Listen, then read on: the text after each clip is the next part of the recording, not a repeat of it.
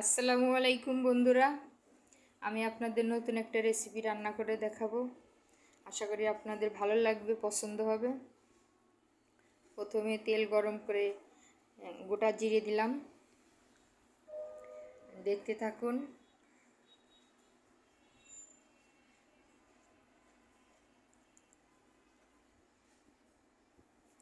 এরপরে হচ্ছে রসুন,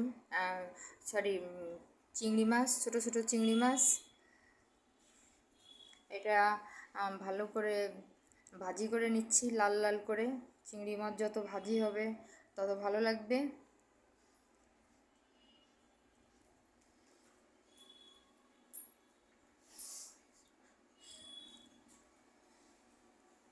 বন্ধুরা দেখতে থাকুন কীভাবে ভাজি করি, যেহেতু চিংড়ি মাছ একটু বেশি ভাজি করলেই ভালো লাগে।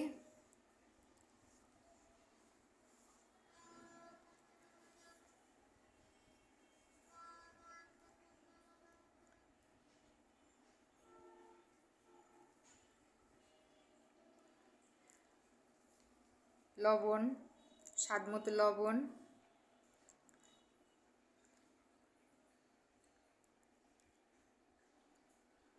হলুদের গুঁড়ো,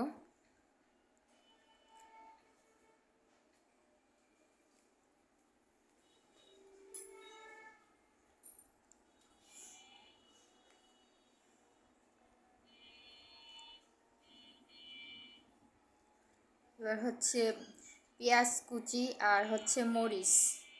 এটা একটু লাল লাল করে পেঁয়াজ কাঁচা আপনি আগে পরেও দিতে পারেন তরকারির সঙ্গে, কিন্তু আমি আগে দিচ্ছি যাতে একটু ঘ্রাণ বেরোয়। মরিচটা ভেজে দিচ্ছি। এটা হচ্ছে পেঁয়াজ কুচি, জাস্ট পেঁয়াজ, রসুন আর কাঁচামরিচ।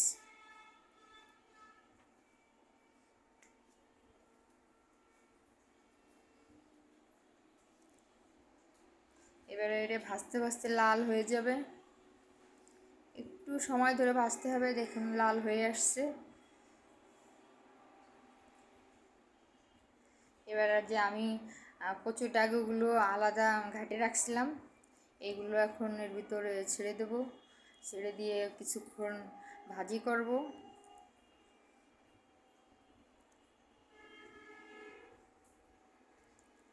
আমাদের খাদক পিঙ্কি আছে, ও মনে হয় একটু বেশি বেশি খেয়ে নেবে। ওর ভাবটা এরকমই মনে হচ্ছে।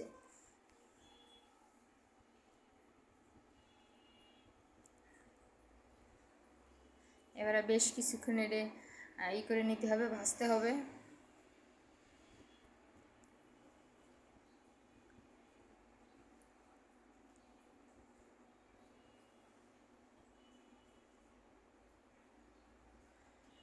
আসলে যে কোনো জিনিস সময় নিয়ে করলে মনে হয় সেটা ভালো হয়, তাড়াহুড়ার কোনো জিনিসই ভালো হয় না। অনেকে আছে তাড়াহুড়া করে সহজভাবে দেখায় দেয়, কিন্তু একটু ধীরে সুস্থে কাজ করলে আসলে সেটার ফল ভালো হয়।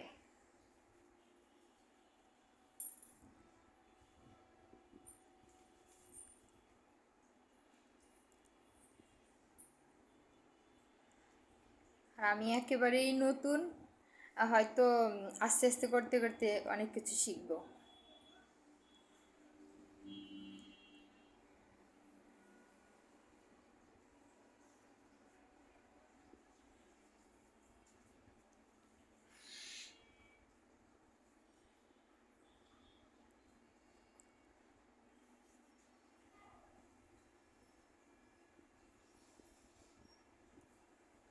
আমার পাশের ঘরের ভাবি হা করে তাকায় রয়েছে, কখন রান্না হবে সে একটু নিয়ে আগেই খাবে বলে।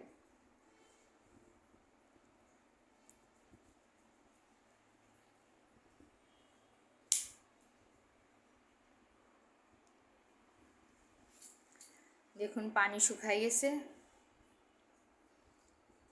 দেখুন এখন গরম ভাতের সাথে আপনারা লেবু, শুকনো মরিচ দিয়ে খেয়ে দেখবেন, খুব ভালো লাগবে। বাচ্চারাও খাইতে পারবে। আর আমার রেসিপিটা যদি আপনাদের ভালো লাগে তাহলে আপনারা লাইক, কমেন্ট, সাবস্ক্রাইব করবেন। আমি অত ভালোভাবে বলতে পারি না, আপনারা বুঝে নেবেন।